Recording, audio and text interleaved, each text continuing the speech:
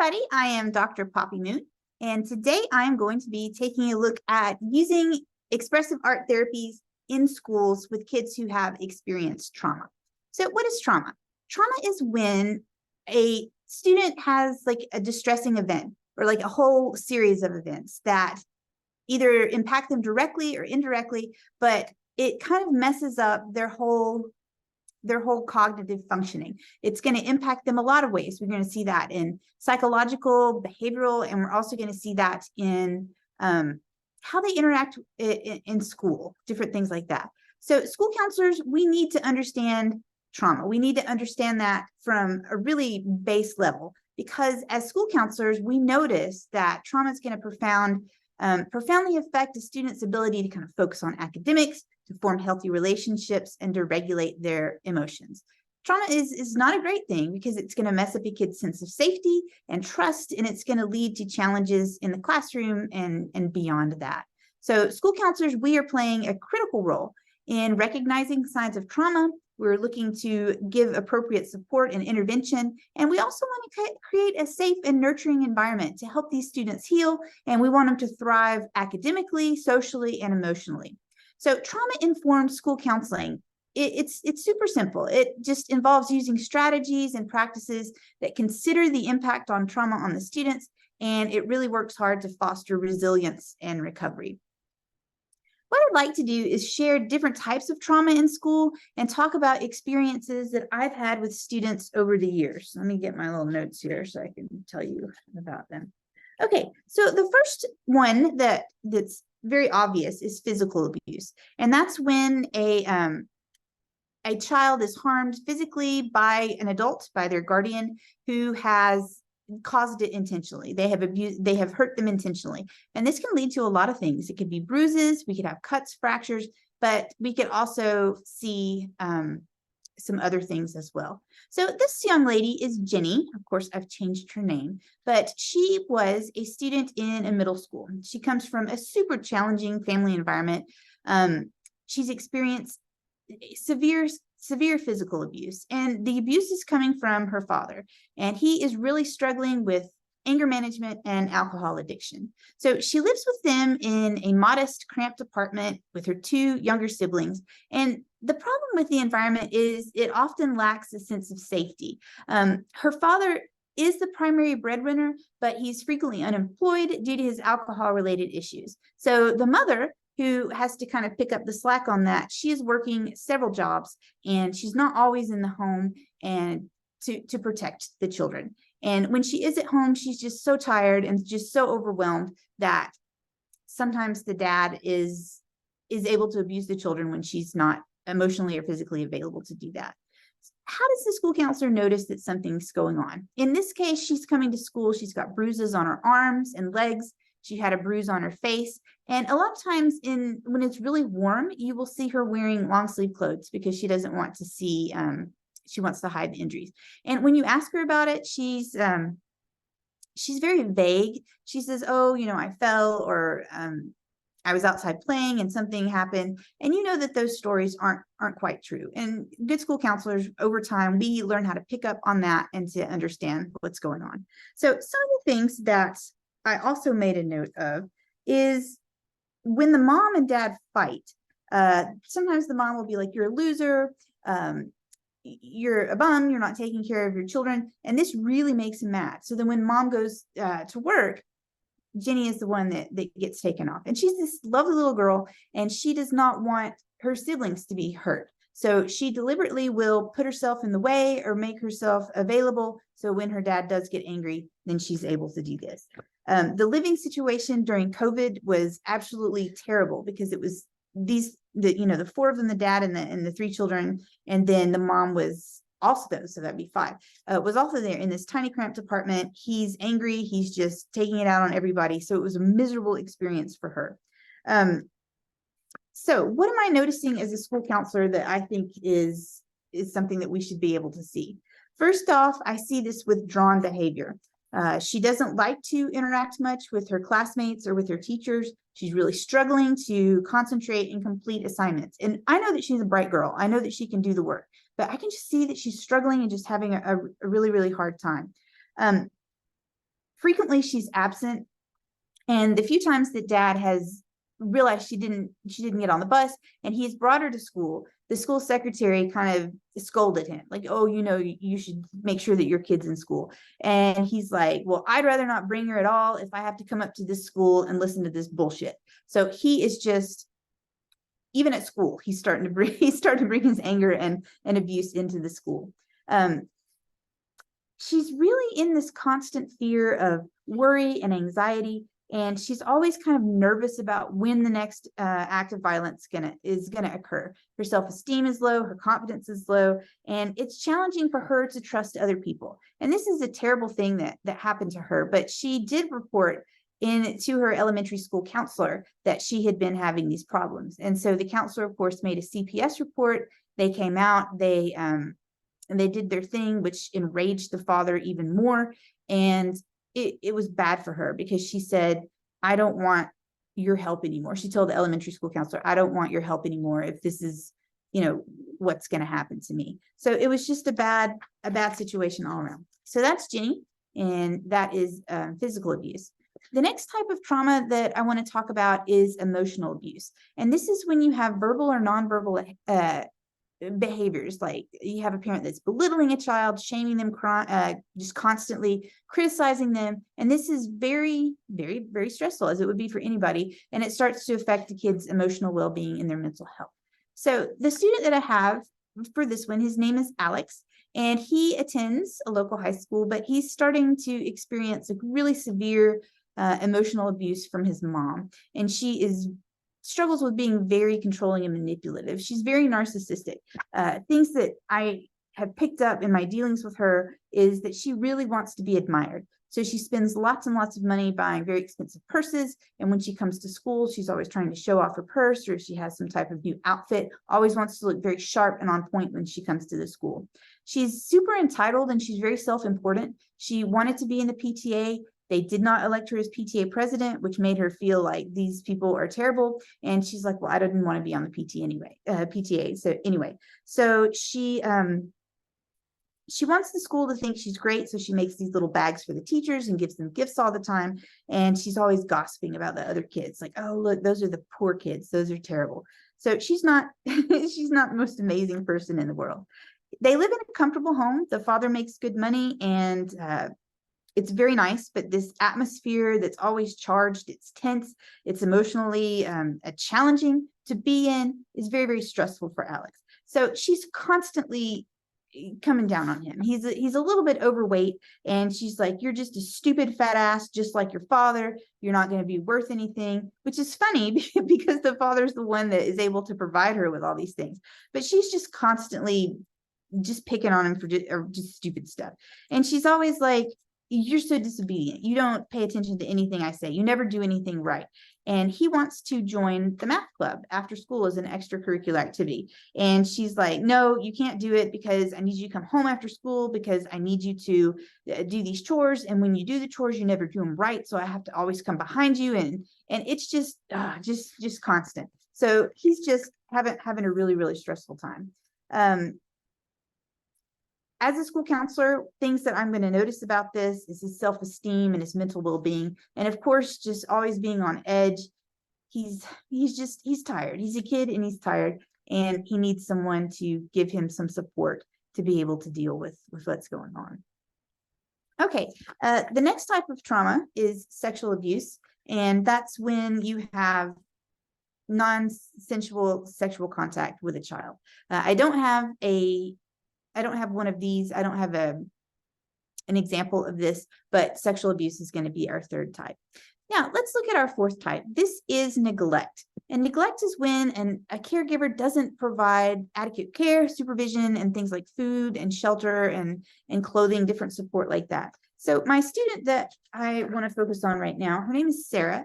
And Sarah is a victim of neglect. So let's talk a little bit about her. She's a 10-year-old girl, and she's attending elementary school in a suburban neighborhood, but there's some problems with the family. The mom and dad have ongoing substance abuse issues, and the living environment is super unstable. It's often cluttered, it's unclean, and sometimes it lacks basic amenities. For example, if they forget to pay the bills, then the power goes off or the water goes off, and that the heat is off, and it's not a great place to be. They have several large dogs, and the dogs are not housebroken, so sometimes the floor is littered with feces, and it's just it's a sad situation. So we have Sarah coming to school in dirty clothes. She is disheveled. Sometimes in the winter, she doesn't have the appropriate clothes that she needs to wear. She also doesn't have proper nutrition. So she's always saying she's hungry. She's hungry, she's hungry. And she relies on the school meal program to give her regular meals. She doesn't have access to nutritious food at home. When she is at home, sometimes she's left without adult supervision, and even into late at night. The home lacks some basic safety measures, and she's often exposed to potential hazards. She has some siblings. One is very, very small. They don't have baby gates that they might need. They don't have baby things on the cabinets or on the refrigerator. So we're looking at a safety issue as well. She's also missing a lot of school because her family's in instability, and she's having trouble keeping up with her peers. Also, what we're seeing is she has medical neglect and dental neglect. One time in Alabama, we have this we have the Mercedes plant here. So the Mercedes did a really neat thing where they donated several vehicles, and they would come and they would pick up children at school. They would take them to doctors' offices so they could be taken care of, and then they would bring them back to school. And so I got to go with her several times to the dentist, and the dentist provided free care for her. And that made me feel, it made me feel like I was doing something that was helpful for her. So if you have programs like that in your area, be sure that you check them out and make sure that you know all the resources that are available, because sometimes we don't know, and then we're not taking advantage of what we have. So academically, she's really, really struggling. She's got, the physical problems with her health. Emotionally, she's not in a good place, and it's really hard for her to do academics. So she's also struggling. She's not on grade level, and there's a lot of worries all the way around on how we're going to take care of her. Okay, the next type of trauma, and I really don't ever think about this as being trauma, but it absolutely is community violence. And that's exposure to violence in your community. So you may be witnessing or being a victim of physical assault. There may be shootings or gang-related activity, or some really loud domestic violence, and that can cause a lot of fear and PTSD for that. So the student that reminds me most about that is Carlos, and he's a great kiddo. Let me look at my notes on him. Okay, so he is 15 and he attends a local high school, but he is experiencing a ton of traumatic events of community violence. He lives in a neighborhood that has a lot of gang activity, and there's a lot of conflicts and a ton of aggression. He lives in a tiny apartment with his parents and younger sister, and he does feel safe at home. That's a place that is a haven, and he feels like he can be there and that he can be safe. There was a tiny hiccup for him in that safety. The neighbor in next door, the gangs, there was some violence, there was a gun that was shot, and the bullet hit the window of the apartment next door. But it did not happen to his house, but it also made him a little jumpy and a little bit nervous for a while when he was at home. The things that I noticed about him is he is constantly on edge. He has this heightened vigilance, and he has a lot of anxiety, and walking to school is very, very hard for him. He has the option to take the bus, but he feels like on the bus, all of the kids are just antagonizing each other, and it's kind of chaotic. So he decides that he would rather walk to school, which is fine. But each street has a different gang that's in charge. So he worries that if he's on a different street and the gang sees him, that they may want to interact with him in a way that would be very, very negative. So as he's going to school, he's running very fast, he's going very quickly so that he can get there. He's getting a whole bunch of nightmares related to the things that he's seen in the neighborhood. He's got flashbacks, he's got intrusive thoughts, and those are disrupting his daily life. So when he's at school and he's trying to concentrate, in his head, he's just seeing terrible things just at random times. And I think that would be absolutely one of the most terrible things ever. So that's happening to him, and he's having trouble concentrating, and he's very distressed about this community violence. But because of the distress and because of all the things that are going on, he's having trouble concentrating, and he's falling behind in his academic work. Over time, since I've known him, he started to become more and more withdrawn. And as a school counselor, you really want to notice these things because you want to try to give students as many interventions as you can as soon as you possibly can. So I did notice that he's starting to become withdrawn from his peers. He's avoiding social gatherings, and he would rather be alone than try to just cope with all the things. So he wants to get home, he wants to get in his safe place, and he would like to, he doesn't want to really interact with anybody.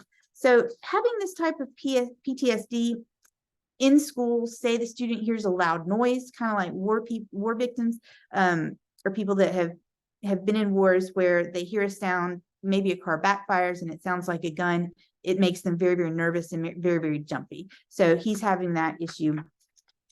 He's having the issue as well. So as I said, he's kind of pulling away from his friends. When I ask him about, like, hey, these are your friends, they care about you. Why are you trying to pull back from it? And he says that he doesn't want to be a target because of his friends' actions. So if his friends were involved in some gang activity and he was hanging out with them, he doesn't want to be associated with them in any way.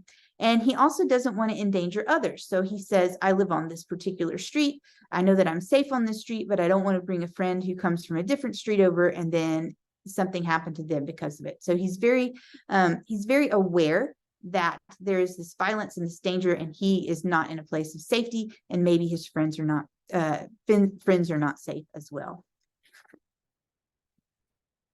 Let me go over to my other one. Okay, here we have the last one is natural disasters. Is that where we are? Yes, natural disasters. When I think it was 2011, I was a counselor in the Tuscaloosa area, and we had a huge tornado that came through, and it destroyed a huge part of Tuscaloosa. And the students at school, when we came back, some of them were very, very frightened because they had been in their homes when the tornado hit. They could hear things tearing apart around them, their houses around.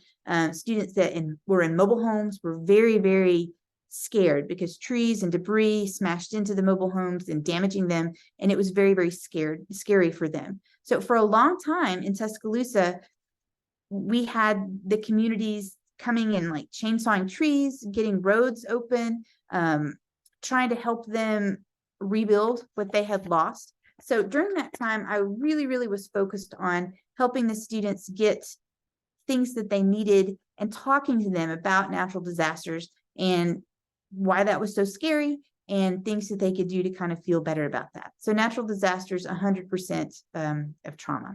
Other types of trauma is loss or grief. So when they have bereavement, someone has died, a family member, a friend, or a pet, it is sometimes very, very stressful for children. So that is another type of trauma. The next type of trauma that I really want to focus on is bullying. Bullying is, as a school counselor, bullying is just absolutely one of the most stressful things ever, because I can talk and go do lessons and I can share and try to give coping skills, talk about being a bystander, and the kids hear me, but I still think that, of course, the bullying is still happening, and I might not see it or I might not know about it, but things could be happening in a classroom that the teacher doesn't see, or they could be doing things like cyberbullying, and I'm going to talk about that. And it is just this constant wearing down of each other and picking on each other. And I would like to know how to fix that. I would like to know how to make kids be nice to each other, but it's still happening. So things that we need to focus on is, how are we going to address bullying? How are we going to help kids that are in our school? So the student that reminds me most that had a cyberbullying problem is Maya. And she is this lovely young girl, 14 years old, and she was extremely popular. She came from a very close-knit family. Her parents are involved in her life. Her younger brother is super friendly and outgoing, and she was a big participant in school activities. She was on the tennis team. She enjoyed being on the homecoming court, which was exciting for her because she was elected to that by her peers. But all of those things seemed to be her downfall, because students who were jealous of her, they were jealous of her academic success and her popularity. They targeted her with these hurtful comments, these memes, spreading rumors about her. And over time, the cyberbullying intensified, and the perpetrators started to make these fake profiles, and they used the profiles to harass her anonymously. So things that I kind of noticed with her that kind of keyed me into the fact that she was experiencing trauma. She started to show these increased levels of fear and anxiety and sadness, and she just started to emotionally withdraw. So here's this lovely young lady who's just, the apple of her parents' eye, and now she's very unhappy being in school.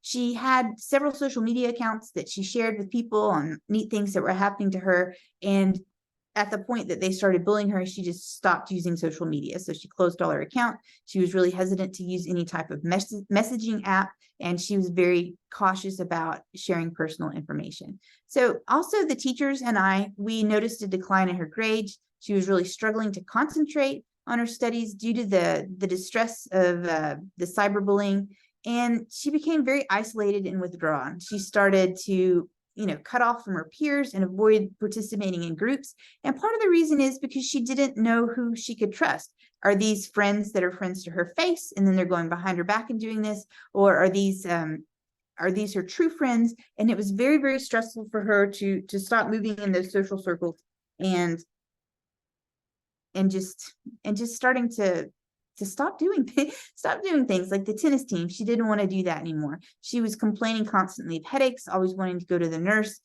She stopped eating, and it was just very hard. She had this sense of my self-image is lower, her self-esteem. She's starting to feel humiliated because kids are starting to make fun of her for things that they're seeing online, and she's really feeling betrayed by everyone. So noticing things like this and dealing with cyberbullying, certainly something that the school counselor needs to look at. The last one I'm talking about is accidents and injuries. And these are traumas that can come from maybe breaking an arm, having surgery, having a family member who has surgery or has some type of dramatic experience. And that one's going to cause them to have a lot of emotional distress and fear and anxiety. So there's a lot of ways that trauma affects learning. And when we talk about that, student trauma is something that is impacting their learning and academic performance. And when you have something like that happen, it has a huge effect on the brain, on emotions and behavior. So this is a change that we're seeing. And being able as a school counselor to notice that change and to be able to provide services to help them cope with that change is what we want to do. So let's look at some problems that we're seeing in learning from trauma. Okay, one of those is cognitive impairment. And cognitive impairment messes with the student's thinking abilities. It messes up memory, it messes up attention and concentration, and it kind of short circuits the brain ability to process information and then think critically, and that's something that's compromised. So I have an example here. Had a student named Alex, and he had experienced the sudden loss of his father in a car accident. And of course, for anybody, losing a parent is very hard. But when he started in his algebra class at the beginning of the year, he was doing great. He was able to solve problems, the equations, and it was great. But once his father had died, he's having this anxiety, he's having this emotional turmoil in his mind. So when he was in class, he couldn't focus as well as he could before. So he was a good student, and now his grades are starting to drop, and his ability to maintain attention is shot. It's just going down, and that's because he's having just these memories and this stress trying to deal with the bereavement.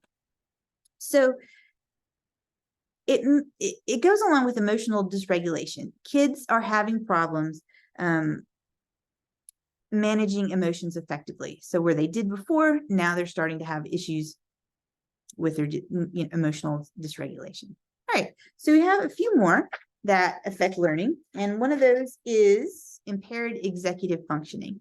And trauma can negatively affect executive functioning skills. So kids start to have trouble planning, organizing, and time management, and being able to start tasks. So these impairments can make it difficult for students to complete assignments and stay organized. So one of the students that I worked with was Emma, and Emma was experiencing some neglect. She was having trouble with executive functioning, forgetting to bring her textbooks, misplacing assignments. Her backpack was always disorganized. Her homework was always incomplete. And that was because of the trauma that was affecting her learning.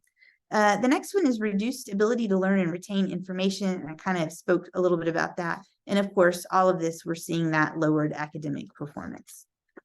What else? What else can the school counselor see in terms of trauma and learning? One of those is absenteeism and disengagement. So kids who have experienced trauma, they might miss school due to mental health issues or a reluctance to attend, and that's going to lead to gaps in their learning and disengagement from the academic environment. And we kind of have seen that with the kids who had COVID and are now back to school. We're seeing these large gaps in their learning. And because during that time, they spend a lot of time on social media and like TikTok and having that dopamine hit all the time, when they get to school, the teacher's not quite as fun as it is watching stuff on your phone. So they are disengaged. They're like, oh, this is boring. I don't want to participate in that. Next thing is a negative self-perception and low self-esteem. So this changes students' belief in their self and in their abilities. And we see that with Maya as she was cyberbullying. She started to think badly of herself, like, why are they doing this? What does this mean? Why are they making fun of me? So it started to lower her self-perception and her self-esteem, which made it hard for her to be in class and to be totally present. And then the last one is resistance to authority and rules. Carlos, for example, he feels like adults aren't helping me. Adults aren't helping me. So if in school an adult ever kind of got into maybe talking back and forth about something and the adult was kind of brusque about it, it would really, really make Carlos mad, and he would have a hard time kind of doing the emotional regulation. He didn't know quite what to do or to say, and sometimes you would see that in him making outbursts in class. Okay, so you are a school counselor, or you are someone who is maybe a clinical mental health person and you were working with a school counselor. So what's the role that the school counselor plays in terms of trauma? Let's take a look at that. The first one is assessment and identification. We need to be able to recognize these signs of trauma in students, and we need to see the subtle signs, and we also need to see the obvious signs. So what we need to be able to do is conduct assessments to understand the extent and nature of the trauma, consider its impact on the student's academic, emotional, and social functioning, and be able to notice that to be able to give them some interventions. So for example, Sarah was a student in high school and there was a sudden decline in her grades and she started to avoid social interaction. And the counselor noticed this and she's like, hey, what's going on? Let's have some conversations and share with me what's happening. So that's one way that you can assess a student.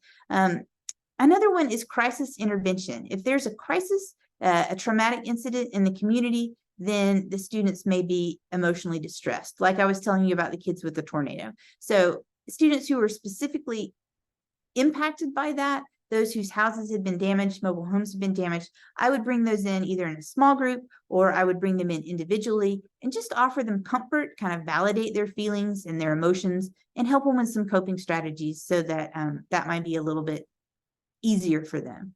Another way that the school counselor can deal with trauma is through psychoeducation. So the school counselor not only works with the kids, but we work with a whole large array of different people. And the term that we always use is stakeholders. And I've always thought that it's just a weird term, but that means anyone who is involved in the whole process. So this could be teachers, administrators, parents, people from the community resources, all of those things are stakeholders that we as the school counselor want to serve. So psychoeducation is great. That is when we are creating workshops for parents. We are educating them about the impact of trauma. We also want to do psychoeducational groups for parents so they can understand trauma and how it impacts their kids, and then provide them strategies to support the children's healing and how to help them process after a tragic event that they have experienced. Another thing that is a really great idea as the school counselor is to collaborate with your local mental health center, and you and maybe a therapist from the center can get together and kind of put a little program together that you're going to educate the teachers, you're going to educate the parents, and also you need to educate your administration, because sometimes they don't know about trauma, and that's not something that they have been taught in their school, and they are just unfamiliar with the thing. So good thing is school counselor, we know we know, and we're able to help people. So education, collaborating with the people in the community, the families in the community, that is one way that the school counselor can help. And the last thing that is important is advocacy. We, as school counselors, we need to advocate for trauma-informed policies in our school.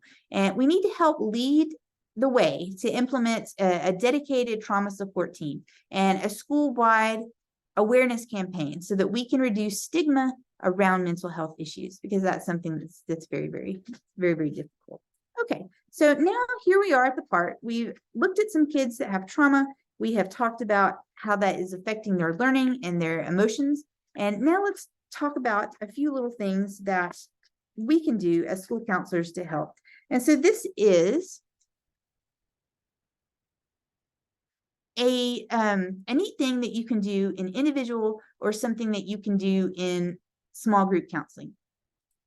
It's emotions, it's colors and shapes. So I have a student who is not doing so well, and a lot of times kids do not know how to explain the different emotions that they are feeling. So I often have worksheets that have positive emotions and negative emotions and have a whole lot of those. And I like to go over those different emotions with the kids because they will give just it seems like sometimes kids emotionally only know a few things, and that's sad, mad, glad, angry, happy, just a few. So I like to go over that and help them pick out some different words.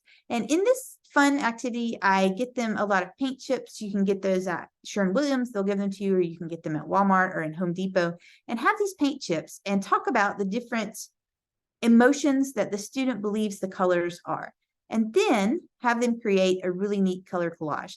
So in here, they can put all of the different colors, and it's just whatever they want to do. I'll say, here's all the colors and the emotions that we talked about. Why don't you make me something that explains how you feel, that shows your different emotions? And the kids put this all together. And then at the end, you'll say, okay, tell me about your collage. Tell me about the different emotions in your collage and how they relate to you. So that is, that's one that I really like because I like working with colors and I like working with different shapes. Another thing that you can do is a group for students who are dealing with trauma and different emotional problems. This one I like to do, especially with high school girls, and creative journaling is one of the best, one of the best expressive art activities. And that helps you explore your emotions in a really fun way. So in this one, this is a very simple one that you could use at middle school, kind of like the paint chip one. You have different colors and you talk about what the different colors represent to them in terms of different emotion words. So here, this one that the student has done, we have sadness and isolation, guilt and hope, and all of those come together. And then at the end of the group session, after we've done that, each student is given the opportunity to share. And I love hearing their different stories. Now, if you get some kids that are super, super arty, or if you can expose them to these different types of art journals, I think this is a lovely, lovely way to work with them. So here's an example of an art journal, and I have down here, this was arttherapy.org. I will give you the link to that. And this is a visual journal, and you will provide the students with different types of colors, different types of paint, different types of things they can cut out, and they can put together these different journals and express their experiences. So in this one, it's how are you doing, love?